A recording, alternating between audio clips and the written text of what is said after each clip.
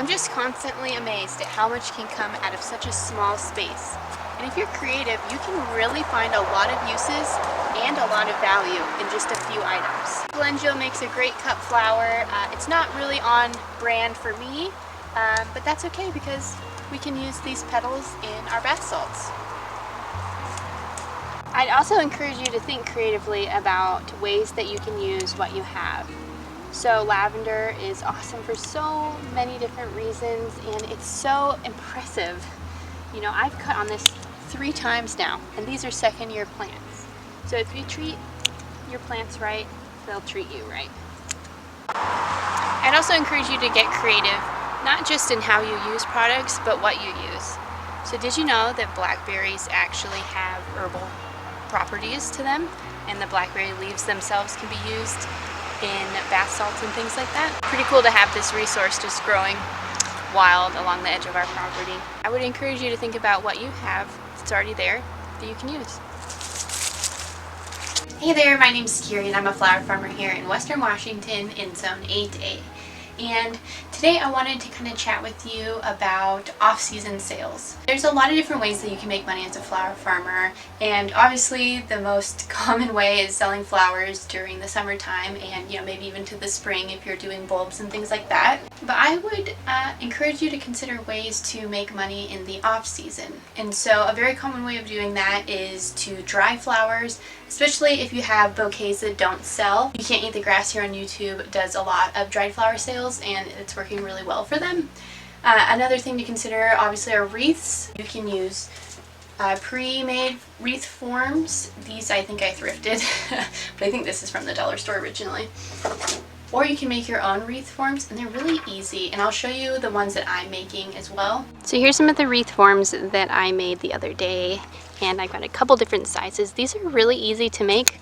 I just use some native osoberry bushes that have very flexible stems. You don't have to use wicker or willow or anything like that, as long as they are bendable. And then I just wrap them around each other, and then if there's any branches that are sticking out, I trim those off. And I am wrapping these around buckets just to try to keep them in a circular shape. They're not perfect, but it does help a little bit.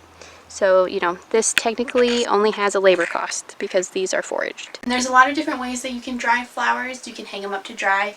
You can also use these flower drying crystals. So I'm going to do that today. I haven't used this yet actually, but I think it'll be really nice for some of my zinnias. So I thought while I was working on this, I could just chat with you guys about some of the things that I'm planning on selling at a fall craft market and how I decided to come up with those ideas. So I grew some sweet peas this summer, and they were not very profitable for me. So I purchased Mammoth Choice Mix sweet pea seeds from Johnny Seeds, and I paid about $10 for that seed packet, and I ended up only selling 5 jars of sweet pea bunches, which I priced at $5 a piece, and that included sales tax.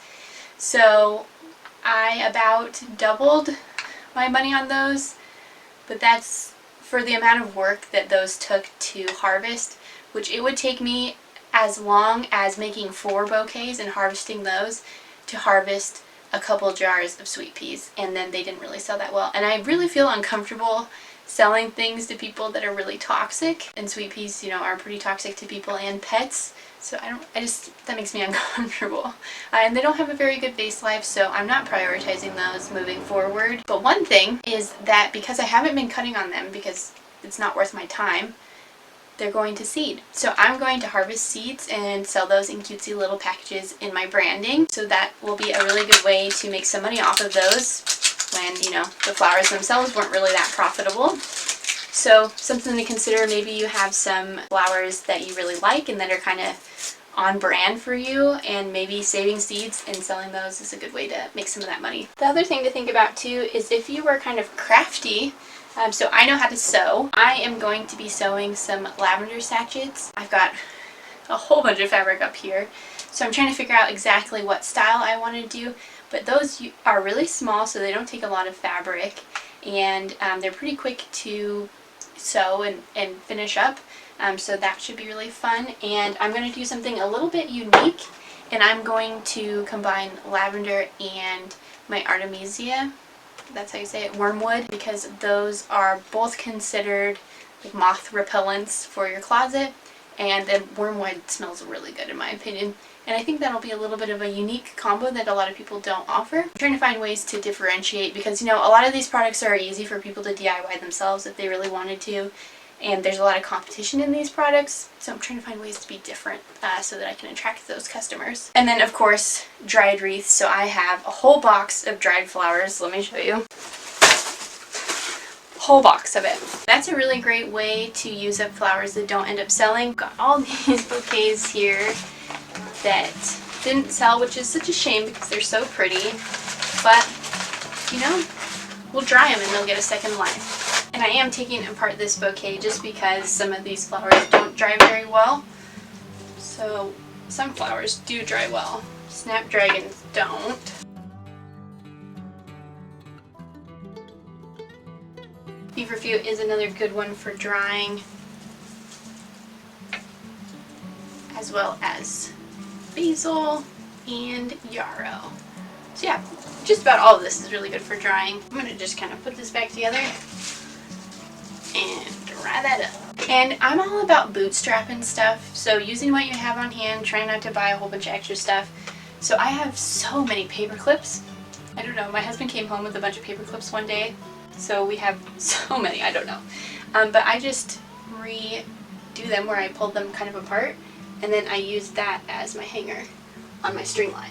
And you really don't need much to hang dry flowers, so I just have a piece of twine in between these brackets on my shelf, and that's where I hang most of my flowers. And then once they're dry, I take them out, put them in the box, and keep loading it up. I have not tried drying cosmos or zinnias. I have heard that zinnias are good to hang dry, but I'm a little bit weary, so I'm just going to put those in this silica so I can keep them nice and pretty. Some flowers will maintain their color really well when they dry. One example of that is Crispidia. It's still bright yellow. But other flowers don't tend to retain their colors very well. And so those are the ones that you might consider putting in the sand if you have that. Don't you just love these dark sunflowers? They're my favorite. I'm definitely growing more of those next year. Yeah, just look how dark that is. Awesome. And these ones were in the strawberry lemonade sunflower mix that I got from Johnny's. And I'm thinking that they may be chocolate, but I'm not 100% sure. Ooh, there's a nice, fun zinnia. So sad nobody bought these. Alright, I'm going to go put these in a jar to enjoy myself, and I'll be right back. I am going to just stick these in here like this, and I'm going to leave a little bit of a stem so that I can put those into bundles if I need to. But you know, you can always just cut it off later if you don't need it. I'm going to stick them face down.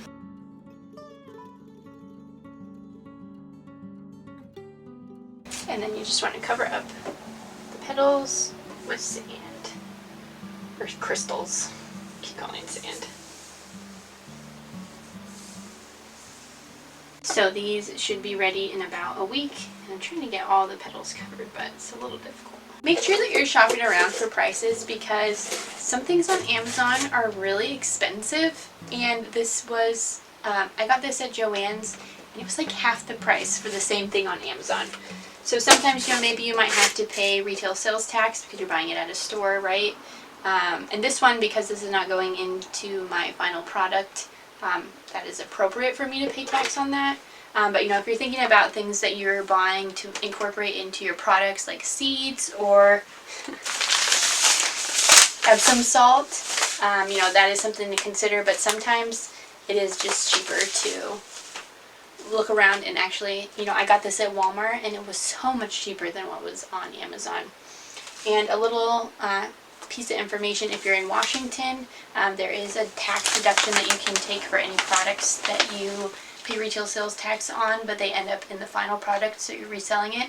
The tax paid at source deduction. So not tax advice, but something to look into for yourself and maybe talk to your accountant about that. So I'm going to leave these here for 3 to 5 days, check on them, and they should definitely be ready within the next week. Final thing I want to comment on today is your cost and your profit. So always be looking at how much is something going to cost me, how much time am I going to have to put in that to make it a finished product, and then how much can I sell it for.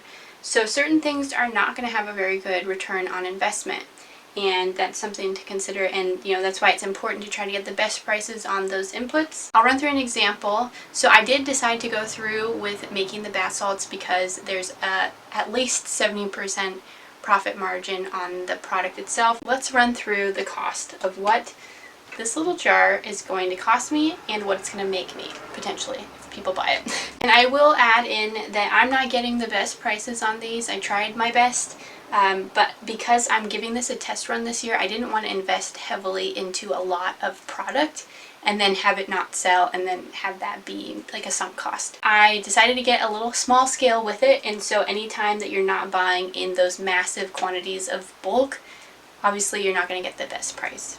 So these are from Amazon. These are 87 cents a piece, and these are 7-ounce jars. I used Zazzle to make some labels for these. I have a label on the front and a label on the back.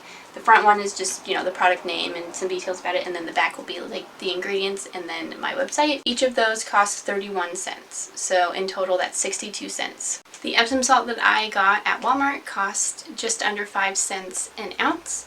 So in total, that'll be 32 cents-ish on the Epsom salt in here. You get about 20 drops of essential oil per milliliter of essential oil, and that's how much I need to put in here.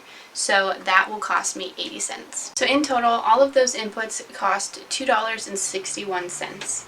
And then what I haven't costed out is, the time to harvest the lavender and the calendula, which will go into this batch, and then, the time to dry it and process it. But, something like lavender, as you know, is a perennial. So that's a really good investment because it's going to give me flowers every year, but I don't really have to do anything. And I started those from seed, so that was even cheaper investment for me up front. And then, this calendula, the seed was pretty cheap on this too, but, gotta consider all the things that went into growing that. Something like that I think is better as an overhead kind of cost versus trying to find the variable cost for the product. And then comparing on like Etsy for similar type of products, these bath salts usually sell for about $1.65 per ounce. So I feel comfortable charging maybe $12 to $15, we'll see. I haven't figured out the price exactly, but somewhere in the range of $12 to $15, tax included, for one of these. So if I sell this at $12 with retail sales tax included, that will give me a 76% profit margin, not including the labor. I will gross $8.39 per jar. I have 30 jars and enough product to make all of that. I have the potential to earn $250 of net income from 30 of these jars. If we add in wreaths, which can go from $40 to $80 depending on how big you make them and how much dried flowers you put on them, that is a lot of potential sales income. And then if we add in the lavender sachets, those are also a little bit of some income. And then the seed packets, I think I have the potential to take a lot of product value down to fall markets, and then we'll see if they actually sell. I'm really looking forward to getting all of the items that I need to make these, and I have some really cool recipes. I almost don't want to share them because I don't want people to steal them. No, I'll share them with you later on. So I'm feeling crafty today, so I'm going to make a wreath. And the basics are really similar to making a bouquet. So you want to try to pick colors that go together, and then figure out different textures and shapes that are complementary and that work to make a little bundle.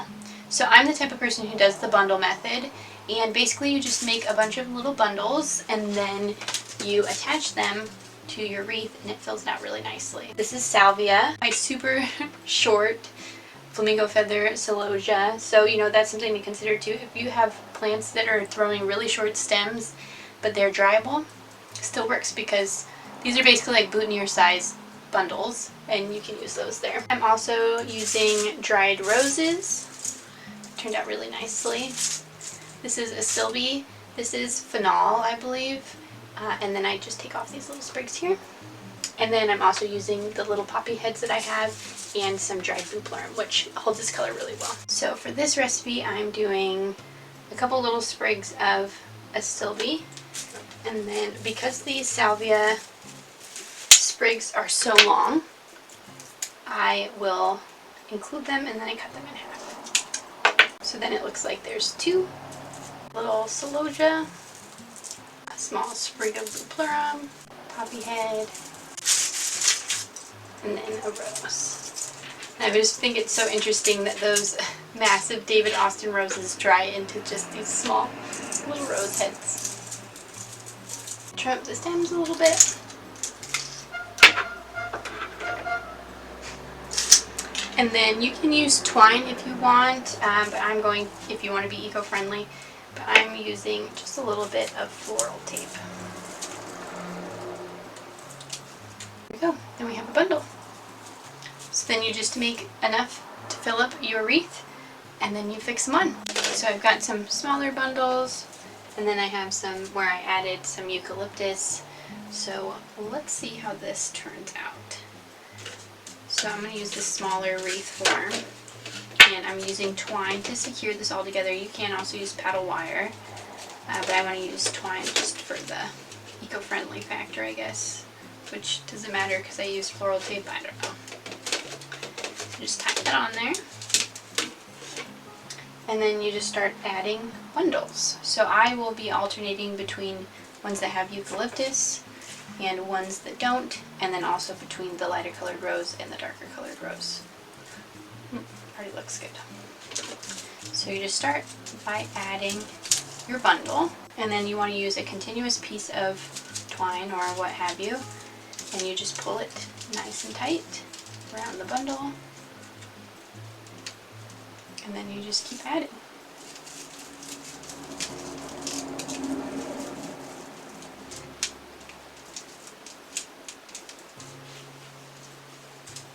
And wrap. Once you get to the end, you just want to tie off your twine, and you just tuck the last one in underneath. And I try to keep it as tight as possible, which is a little easier when you're using the wire, but when you're using twine, it's a little more difficult. Alright, I think it turned out pretty well, so I'm going to keep trucking along and making different wreaths. So yeah, I just wanted to take you along, show you some of the things that I've been brainstorming about for off-season sales. Let me know if you have off-season sales or value-added products that you sell during the not peak season. So yeah, feel free to comment that down below. Thanks for watching, and I'll see you next time.